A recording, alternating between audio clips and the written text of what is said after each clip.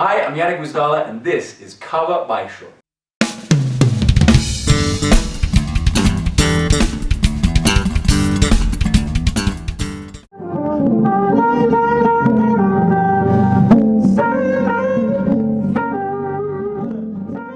And of course, everyone learns differently.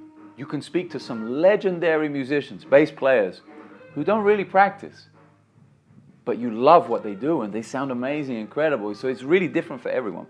And I try and tell people that, like, okay, this is what's worked for me. Maybe it will work for you. I encourage you to check it out. But if it doesn't work, it's okay. And you move on and you find something that does. You know, there are a lot of people that are looking for the magic solution. Hey, what's the one thing that makes you do all of that? Well, there isn't, you know. The one thing is hard work. But I still see, since 1653, I see the only way to learn is to play. You know, it's like you can go to Berklee College of Music, the most expensive and greatest school in the world, but when you finish there, you have to go and play. Berklee doesn't teach you how to really play on a concert, doesn't give you experience that you're going to learn on your own. So it's my website, any online teaching situation is just another piece of motivation, it's another piece of information, and it's the responsibility of the student. You know, if you're a musician out there and you really like to play music, you're going to make it. Because you have the determination, you have the focus, you have the motivation.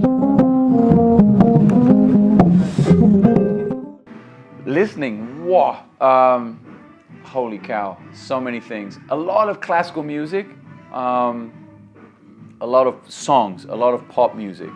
The last 3 weeks I've been listening to Justin Bieber. You're kidding me. No, I'm not kidding you. Why?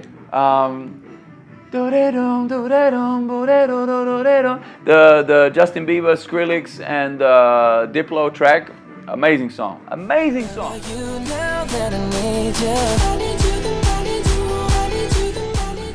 And just the introduction to this, I took this on the bass and practiced for 6 hours and made reharmonization and orchestration, all kinds of things just from this. Because pop songs have melodies.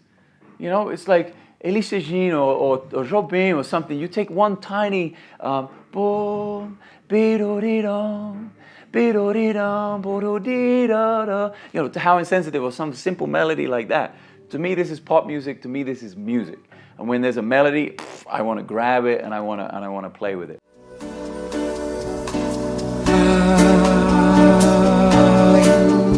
Insensatez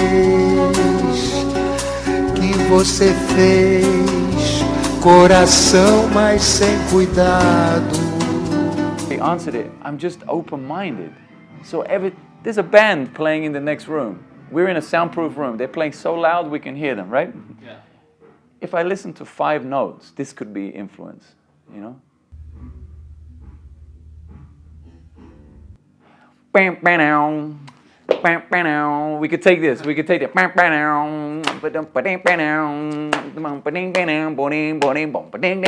We could make a whole song out of the 2 notes I just heard right there. So just being open-minded and accepting all music that's my influence. That's my biggest influence. And I was in John Patitucci's house, and he said, "Man, I got this new bass. It's acoustic bass guitar." Okay, he hands me the bass. Play this. So I go, and I can't make one note. Not one note, because the action is like this, like an acoustic bass. I say, "You play the bass, John." I give the bass, like it's nothing, you know, it's a mandolin or something, like nothing, like it's easy.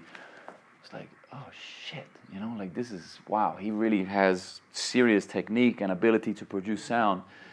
And we talked about action on the bass and raising the action for a little bit, and this was it. I spent 8 months. Every 3 weeks, I would raise the action just a tiny bit and then practice for 3 more weeks. And then like this, until the action was really big. Or for me, really big. Yeah. And this gave me some extra range and dynamics and all of this stuff. I just knew that I wanted to move to America, number one, because there were more opportunities to play jazz, which is what I was interested in. And the students, there were a couple of amazing students there and incredible musicians who now became, 20 years later, became really incredible musicians. But most of the musicians, it was the first time away from home, away from the family.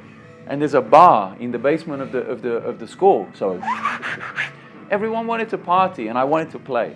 You know, you can party and play, but I really wanted to play, and people weren't really that motivated. And I knew in Berkeley, especially, it was like the most concentrated collection of the best young musicians in the world. So I really wanted to go there and be a part of that. And man, I didn't last very long. I was a very bad student.